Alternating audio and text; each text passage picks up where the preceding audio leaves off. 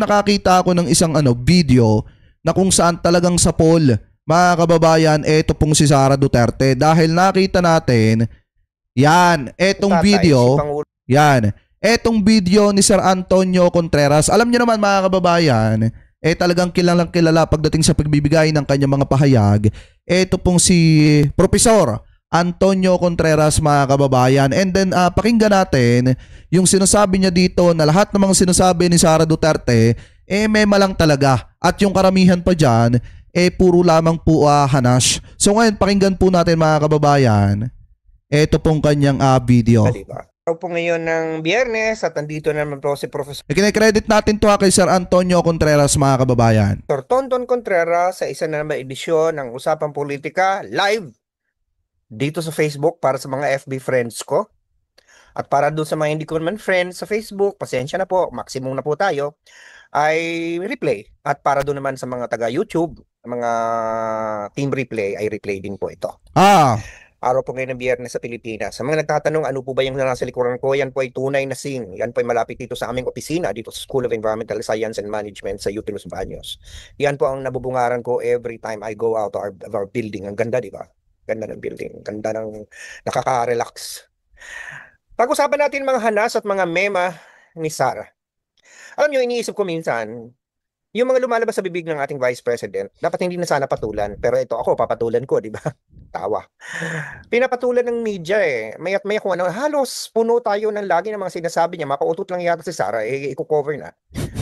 Hindi ko alam kung sinasadya lang taga nilang palabasin para malaman ng mga tao kung ano mga lumalabas sa bibig ng ating Vice President. Kasi Saka mga kababayan, hindi siguro napapansin ni Sara Duterte na inuuto na lang siya ng media. Alam nyo ba kung bakit, mga kababayan? Ito pasintabi po Alam naman mga kababayan ni Sara Duterte na nasabi na niya yung isang bagay pero paulit-ulit lang din na itinatanong po sa kanya. Biruin nyo at paulit-ulit lamang din mga kababayan yung isinasagot ni Sara, kaso nga lang magkakaiba na. So nakikita ng taong bayan na si Sara Duterte ay hindi po nananatili sa kanyang mga sinasabi. Pabago-bago po yung kanyang mga binibitawang salita, kaya nabubutasan siya ng publiko ng taong bayan. Kaya minsan sinasabi na lamang ng mga kababayan Pilipino na wag nang patulan itong si Sara Duterte kasi nga lumalabas yung pagiging boplax, mga kababayan pasintabi. Lumalabas yung kawalan niya ng kamalayan at kawalan niya ng kaalaman sa mga pinag-uusapan o mahahalagang usapin dito po sa ating bansa. So ngayon, ipagpatuloy pa natin. Totoo lang. May mga sinasabi siya mga minsan parang wala na sa tamang hulog. Di ba? Katulad halimbawa nung si President Marcos ay pumunta sa isang event kung saan meron kasi di bang mga bilyong pisong halaga ng droga na sabat at ito ay sinunog. Di ba pinagtawanan niya yon? Sabi niya hindi daw trabaho. Pinapalabas pa ni Sara Duterte na hindi daw trabaho ng presidente yon at yun daw ay photo ops lamang po. Pero noong mga panahon ng tatay po niya, ginawa din ni dating Pangulong Duterte yan. Kung matatandaan nyo mga kababayan, di ba nagsunog din si na dating Pangulong Duterte nang ipinagbabawal na bato noong mga panahon po niya na nakamedya pa nga po, mga kababayan. Ng presidente yung magpa-photo op dyan sa mga ganyan. Abay nalimutan yata ng alin ang kanyang tatay, si Pangulong Rodrigo Duterte, ginawa din yan, hindi ba? Parang nung ang ama niya ang gumawa, hindi naman siya nagsalita. Pero ngayon nagsalita siya. Well, para sa akin, hindi naman mali yun kasi symbolic yun. Tama naman si Claire Castro simbolo yun ng isang pamahalaan na akala ko ba gusto nyo ng droga, hindi pala gusto ng droga. Gusto nyo ng ng isang gobyerno na lumalaban sa droga. Hindi ba simbolo yun ng presidente mismo kasama doon sa pagsunog ng mga nasabatang mga nasabat na mga kontrabando ng droga, mga illegal na droga? At yung sabihin na hindi trabaho yun ng presidente mag-photo op. Lalo naman hindi trabaho ng vice presidente mag-photo op kung saan-saan, di ba? Tama! Tapos yung sinisita siya sa mga biyahe niya kasi para bagang anong ginagawa niya, parang akala ko marami siyang programa dito sa Pilipinas kung saan siya pumupunta. At binibigyan naman siya ng travel authority. Alam mo, sasabihin niya yung mga hindi daw nakakaintindi nito mga bobo. Na para bagang, teka muna, maglinawan tayo. Ako, gobyerno din ako, di ba? Ako yung nagtatrabaho sa UP. Pag kami lumalabas sa bansa, kailang opisyal, kailang may imbitasyon ka. Hindi ka basta-basta pwedeng pumunta kung saan-saan. Tama. Kaya gamitin mo man ang sarili mong pera o gamitin mo ang pera ng gobyerno, kailangan mo may travel authority. At yung travel authority, yung nakalagay doon, yung official na gagawin mo. Halimbawa, magkwento ako. Nung ako ay pumunta ng Bangkok, di ba? Ay meron akong fellowship na short term. Pero gusto ko magstay pa ng ilang araw para mag-network sa iba pang university. Ang nagkataon lang naman imbitasyon sa akin ay yung isang universidad. Abay, ako'y sinisita ng HR. Kasi daw, hindi daw pwede yun. Kailangan daw kung kailan ako, matatapos one day after balik na ako. Kasi hindi na daw yun pamamasyal. Abay, kung hindi naman ako mamamasyal, pupunta nga ako sa ibang university para mag-network. Kasi nga, kinakataon ko yung programa namin. Naghahanap ako ng mga ka-network ng mga university sa Thailand. Ako naman inimbitahan ng isang university doon para maging fellow for short term. Dinaan doon na rin naman ako, bakit hindi ako pumunta? At saka, Diyos ko, Hmm. sawasawa na ako sa pamamasyal sa Bangkok, ay tumira dyan ng matagal na panahon. Hindi ba? Kaya lang, susunod ka sa alituntunin, ay naghanap tuloy ako sabi ko, alam nga naman, ako nga yung pupunta sa mga university na yan para makiusap kung pwede mag-network tayo doon sa programa namin. Ako pa yung hihingi na ako, imbitahan nyo naman. Abay, buti na lang yung nagbigay sa akin ng fellowship ay na-extend. Sabi ko, i-extend nyo na lang para walang problema. Kasi otherwise, mapipilitan ako mag-leave without pay. Kung Tama. hindi man ako babalik agad, kahit gagawin ko yung official kong tungkulin, ay magiging leave without pay ako. Ganun po kami sa gobyerno. Kami Pero si Sara Duterte, mga kababayan, isipin nyo ha, kahit pa-travel-travel lamang po siya, pinapasahuran siya ng taong bayan. Tingnan nyo mabuti kung ano ang ginagawa ni Sara Duterte. Tingnan nyo lantaran yung pag-aaksaya ng pera ng mamamayang Pilipino. Bakit? Siyempre, yung mga pa-travel-travel niyang yan, mga kababayan, kahit lokohin niya ang mamamayang Pilipino na sasabihin niyang pera niya yung ginastos dyan, alam naman po natin ang katotohanan na pasahod pa rin po siya ng taong bayan. Kahit saan po siya pumunta, kahit saan siya magliwaliw, masakit man yung katotohanan pero pasahod po siya ng mamamayang Pilipino. Kaya nga ang taong bayan din lamang ang lugi sa usaping ito. Bakit? Dahil kung saan man pumunta si Sara Duterte, kahit nga tumakas siya sa kanyang tungkulin habang binabagyo ang mga kababayang Pilipino po natin, manood siya ng concert sa ibang bansa, bayad siya ng mamamayang Pilipino dahil pinapasahuran siya ng taong bayan. Ang malungkot nga lang dito at ang masakit nga lang dito, hindi siya nagtatrabaho ng tama para sa mga kababayang Pilipino po natin. ang ordinaryo man nagtatrabaho sa gobyerno. Pwede lang kami lumabas kung bakasyon, kunyari teacher's leave, katulad ngayong summer. Dahil wala naman talagang turo. Pwede kang lumabas ng walang imbitasyon. Pero kukuha ka pa rin ng travel authority. Kunyari sa Pasko, merong bakasyon ng Pasko mula December 19 hanggang January 2 yata. Pwede kang pumunta kahit saan. Kung sa Pilipinas, hindi mo na kailangan ng travel authority. Pero kung ikilalabas ng bansa, kahit yun ay bakasyon, kailangan mo may travel authority ka. Sa Tama! personal, vacation. Ngayon, kung hindi panahon ng bakasyon, sa aming mga teachers, ay hindi ka papayagang magbakasyon. Kailangan mo may official kang gagawin. Kunyari, inimbitahan ka sa ating ganong komperensya, yung isang kakilala ko, atin ang komperensya, gusto niya sanang pumunta din ng ibang, andun na siya sa Europa, pumunta ng Paris, ay hindi pwede. Kailangan ko kailan yung huling araw ng komperensya, the next day lumipad ka na pabalik. Ganyan Tama! po kami mga ordinaryo, mga mortal. Pero itong si Vice President Duterte, abay, kung saan-saan pumupunta, both official daw at personal, abay, binigyan pa nga siya ng travel authority, hindi siya sinita ng HR ng Malacanang Yan ang Kita nyo? pribilehyo. Di ba? At hindi man daw siya gumagastos ng pera ng gobyerno, kahit na nga ako nga, yung additional stay ko sa Thailand, di naman gumastos ang gobyerno doon. Actually, ang naggumastos doon, ang nag-imbita sa akin university doon, binigyan ako ng stipend. Sarili ko ng pera ang ginamit ko nung mga days na ako ay nag-network. Hindi yan nagmamatter. Nagmamatter, official time ka. Official ka ng gobyerno. So, pwede ba Yan! tigilan ako ni Sara Duterte? Yan ang sinasabi ko sa inyo, mga kababayan. Walang issue dito kung pera niya yung ginastos niya eh.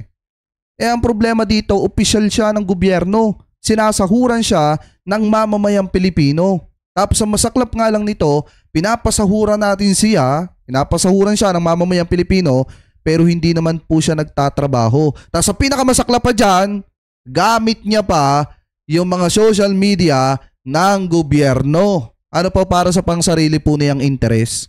Tinigilan kami mga ordinaryong mga empleyado ng gobyerno. Hindi kami basta-basta pwede makalabas ng bansa. At pag naandun ka na, kailangan may official reason at hindi ka pwede magbakasyon maliban na kung panahon talaga ng bakasyon. Di ba? Iaawol ka kapag kayo mamasyal dun. So yun yung point dito. So ayun, mga bobo daw ang mga tao sa hindi nakakaintindi. Parang ang bilis na itong pamilyang ito, ang bilis magsalita ng bobo, ang bilis magmura, ang bilis magbanta. Ah, 'Di ba? Kaya yan, inaanin na nila ang prutas ng kanilang mga ginagawa. Yung mga sinasabi nila, yung mga pananakot nila, yung mga pagbabanta nila, tuloy ngayon ginagamit laban sa kanila para mapigilan yung kanilang tatay na mabigyan ng temporary release. 'Di ba? mm. Eh, oo nga naman eh, bakit mo bibigyan ng temporary release yung mga to? Eh, hindi kilalang legitimacy. Kinidnap daw. O eh, di yan, kakidnap-kidnap nyo. Tama nga naman ang logic ng mga prosecutor sa ICC. Kung kinidnap yan, eh meron bang nakidnap na babalik doon sa kidnapper? Oh, 'di ba? Papakawalan Tama. mo. 'Di ba? Yun yung sinasabi natin doon na mag-ingat kayo sa mga O ayan, eto mga kababayan kung iintindihin natin yung sinasabi dito ni Professor Antonio Contreras, maliwanag naman yung sinasabi niya na paano mo nga naman bibigyan ng interim release kung ang pinapalabas nga ng mga taga-suporta ni Sara Duterte ng mga Duterte ay kinidnap etong si dating Pangulong Duterte at hindi inaresto. Sino ba naman nga ang utu-uto na kinidnap ka pero babalik ka sa kidnapper? Di ba mga kababayan, kaya hindi talaga mapapagkalooban ng interim release etong si dating Pangulong Duterte. So ngayon, yung mga didisit dyan na nakikikidnap-kidnap, kasalanan nyo kung bakit hindi mabigyan ng interim release etong si dating Pangulong Duterte at kung bakit hindi nyo ma-avail yung pansamantalang kalayaan. binibitawan yung salita, babalikan, it will come back to haunt you. 'Di ba? Isa na namang kabulastugan. Parang, 'di ba, meron siyang sinabi na iritado daw siya ng ginawang parang dahil lang sa isang tulay doon sa San Juanico Bridge, hindi man ng tourist attraction yan, iritang-irita daw siya. Eto at singit lang natin, tandaan nyo, yung mga didisit dyan tandaan nyo sa kakasabi-sabi ninyo ng kinidnap. O yan, eto yung resulta, anihin nyo. Hindi mapagkalooban ng interim release itong si dating Pangulong Duterte kasi nga, ang naratibo ninyo, kinidnap, etong si dating Pangulong Duterte. Kasalanan ni Kitty Duterte yan. Post kasi sila ng post na kinidnap at yung mga Duterte naman na masyadong emotional, na hindi naiisip, na mali na yung ginagawa nila, nakikisakay pa. So ngayon, eto, anihin nyo, hindi ma-avail ni dating Pangulong Duterte yung pansamantalang kalayaan niya kasi hindi siya mapapagkalooban ng interim release. Yan ang tingin ko dyan. Kasi sino ba naman nga ang uto-uto na kinidnap ka pero babalik ka sa kidnapper? Anong klaseng tao yung maiirita na ginawang tourist attraction ng San Juanico Bridge? Ano naman ang nakakairita doon? Hindi ba? Hindi siya iritado sa ginagawa ng China sa Pilipinas, hindi siya iritado sa drug war ng kanyang tatay na maraming namatay. Pero yung paggagawa lang ng hindi siya iritado sa mga taong pinagsasabi ng mga tao sa paligid niya na kung ano na sa mga DDS, pero iritado siya na ginawang tourist attraction. Kaya nga ang San Juanico Bridge. Ano naman ang problema doon? Ba't mairita ka? Hindi ba nakakairita doon? What kind of person would be irritated by that? Totoo naman siya tourist attraction sapagkat siya nung panahon na siya ginawa, architectural and infrastructure marvel yun. Kaya may mga taong pumunta, mga turista, ang mga makukilala ako nga kapag mapadaan ako doon, kung magpapakuha ako ng picture nagiging attraction. Ibig sabihin, tourist attraction. What's the problem? It attracts tourists. Diba? May mga turista nga na pumupunta sa mga nagtitinda ng durian sa Davao, di tourist attraction din yun. Ano ba, mairita ka ba doon? Mga tindahan ng durian, ginagawang tourist attraction. Tsaka mga kababayan, alam nyo, mas lalo pa ding nakilala yung mas lalo pang nakilala yung San Juanico Bridge nung may tumalon ata doon na isang artista. Pakibanggit nga mga kababayan kung sino yon. Kasi napanood ko yung pelikula nun na tumalon siya mga kababayan, talagang legit. Na tumalon siya doon sa tulay ng San Juanico Bridge. Pakitama na lamang po kung ako po ay mali.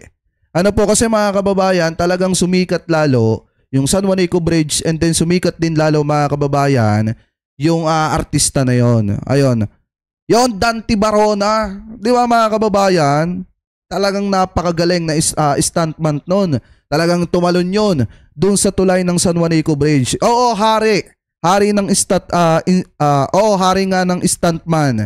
Etong si Dante Barona mga kababayan kasi siya lang yung bukod tangi na nakagawa po noon. Pagbaba nga niya doon sa tubig, butas guhab-guhab yung damit niya. Pakitama na lamang po kung ako po ay mali. Anyway, pagpatuloy pa natin. Hindi ba? Anong problema doon? Hindi ba? Marami pang mga sinasabi tong alin na ito na talagang sa totoo lang kung papansinin natin yes po, Dante Barona.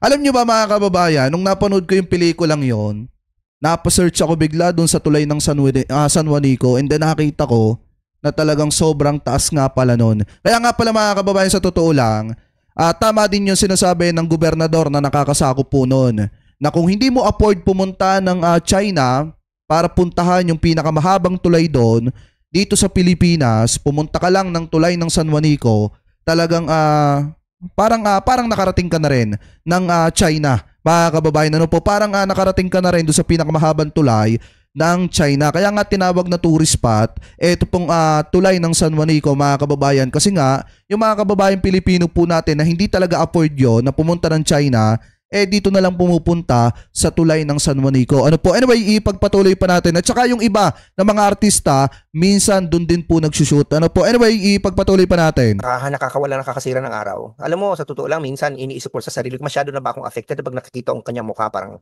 nasira ang aking mood. Marami silang ganyan. Sa Amy Marcos, pag nakikita kong mukha, nabibwisit na ako. Diba?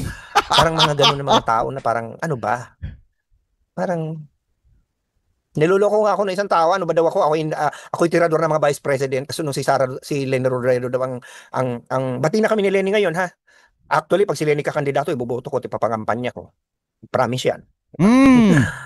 Kaya magalit na kayo sa akin. Kasi nung si Lena ay ko doon, iba namang isa opinion. Noon hindi ba siya pwedeng magpresidente kasi siya ay kulang pa sa karanasan. At marami akong issue sa kanya. Pero ngayon, wala na yon. Pag kumandidato siya pagka-presidente, wala ibang wala tayong magagawa. Kaysa naman si Sara Duterte boto natin, di ba? Tama! So anyway, yun din ang pananaw ko, mga kababayan. Noon, oo, aminado naman ako. Binabatikos ko si former VP Leni kasi nga katunggali siya ni PBBM sa politika nung mga panahon na yon. Nung 2022 presidential election, aminado naman ako, hindi ko itinatago yan sa inyo, hindi ko itinatanggi kahit may nanonood na mga pinklawan dyan. Kasi nga, nung mga panahon na yon, panahon ng eleksyon at panahon ng kampanya. Pero pagka dumating nga yung 2028 at wala nga pwede na pantapat dito kay Sara Duterte, mga kababayan, 100%, iboboto ko si Leni Robredo, ikakampanya ko pa siya. Ano po, anyway, ipagpatuloy pa natin. Yan lang, marami pa sana. Kaya lang itong media kasi, ba talagang kung mayat maya, ngayon, kung anong mga sinasabi, babasahin mo, sinabi niya ganito, sinabi niya ganyan. Parang napakadami ng mga kababalaghan ng mga sinasabi. Anyway, sana napagturo ko sa kaisipan ng ng puso at napabagong panahon. So, buhay lalo na sa usapang politikal. Dahil sabi sa akin ng dasal, teach mind, touch heart, and that's all. At sana, nakapagsilbi ako sa bayan dahil sabi sa akin ng UP, serve the people. Bukas po Sabado, Linggo, weekend, wala tayong usapang politika. Magkita na lang ulit tayo sa Lunes sa isa na may edisyon. Mag-ingat po tayo lagi. Tag-ulan na. Ayan, mga kababayan, na kita nyo, pagka si Professor Antonio Contreras talaga, yung nagsalita talagang sapol, si Sara Duterte. Kasi nga naman, mga kababayan, marami kasi sa mga sinasabi ni Vice President Sara Duterte, wala na talaga sa tama. Or hindi na talaga tumatama. Kasi nga, unang-una, nagsasalita siya ng mga bagay na parang hindi niya napag-aaralan, mga kababayan. Especially, hindi niya alam kung ano yung issue na nangyayari dito po sa ating bansa. Basta lang makapagbatikos, basta lang makapanira sa gobyerno, okay lang. Ganun lang ang ginagawa ni Sara Duterte, mga kababayan, makaganti lang sa gobyerno ni PBBM, pero hindi niya iniisip kung ano yung epekto nun sa mga kababayan Pilipino po natin. Biruin nyo tayo ay nagluklok ng isang vice presidente na inefficient, mga kababayan, na saglip na tulungan si PBBM, saglip na tulungan etong ating presidente na sa kanyang ginagawang trabaho para tulungan ng mga kababayan Pilipino po natin. Anong ginagawa ng ating vice presidente? Pag may bagyo, tumatakas, pumupunta ng ibang bansa pero pasahod ng taong bayan. And then kapag kailangan yung tulong niya ng ating gobyerno, anong ginagawa niya? Nagta-travel abroad at saglip na maganda yung sabihin about po sa Pilipinas, tingnan nyo naman, puro paninira yung sinasabi sa ating gobyerno. Pero anyway, mga kababayan, kayo, ano po masasabi ninyo? Hingil po dito sa mga topic na ito na tinalakay po natin.